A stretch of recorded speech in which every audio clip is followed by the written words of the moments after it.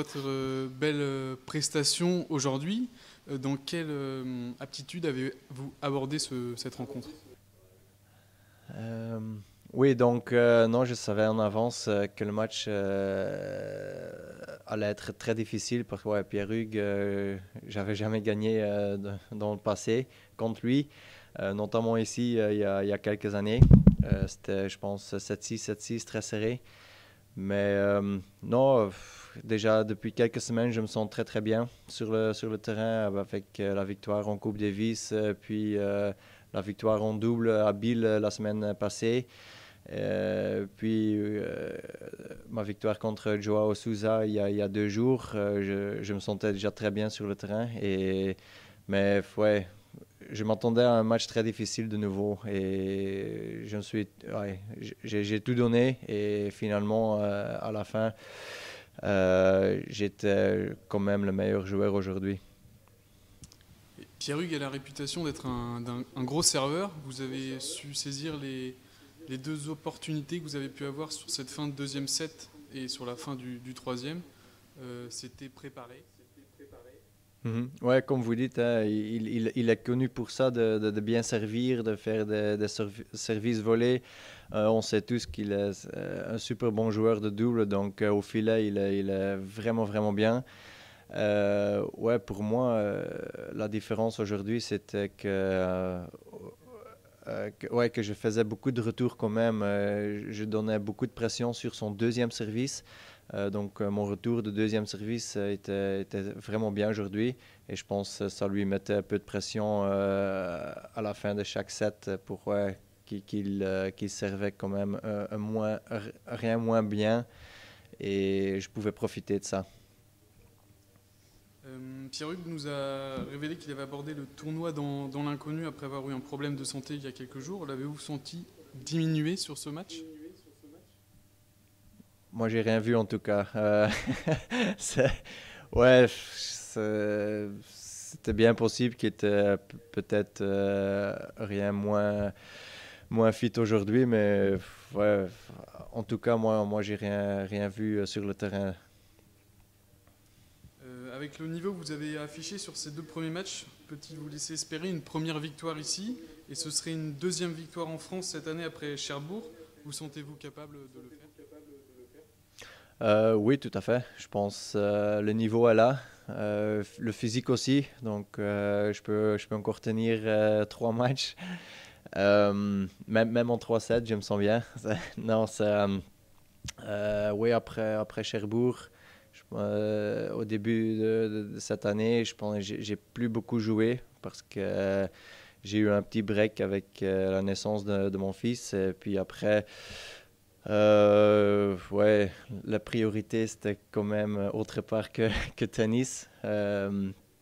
Mais ouais, non, j'étais tout près de 2012 en finale contre David Goffin.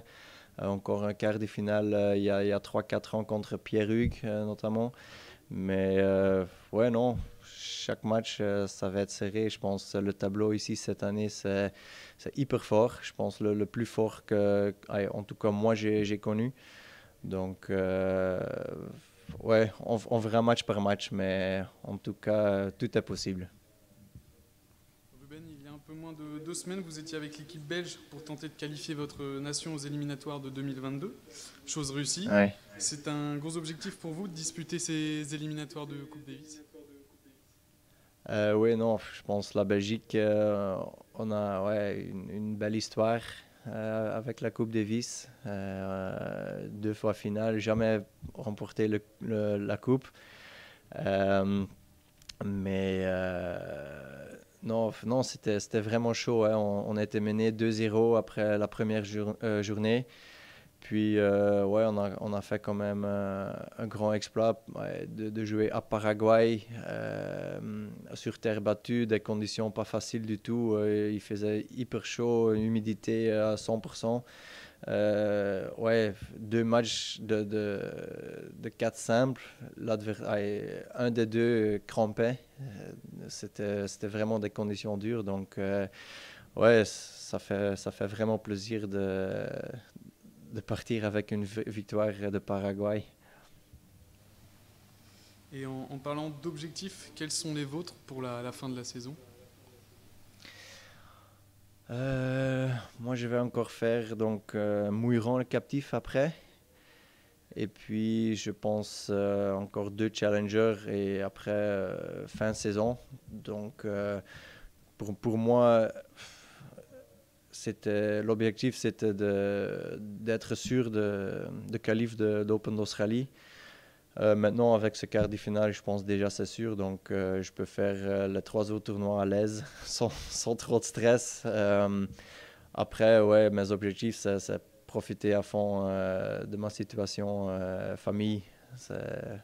Comme j'ai dit, la priorité, c'est quand même ma famille maintenant et le tennis, c'est en numéro 2. Donc si le tennis est numéro 2, vous aspirez quand même à faire une saison 2022 complète? Ça va dépendre de mon début de saison. Donc, j'ai quand même pas mal de points à défendre au début de l'année.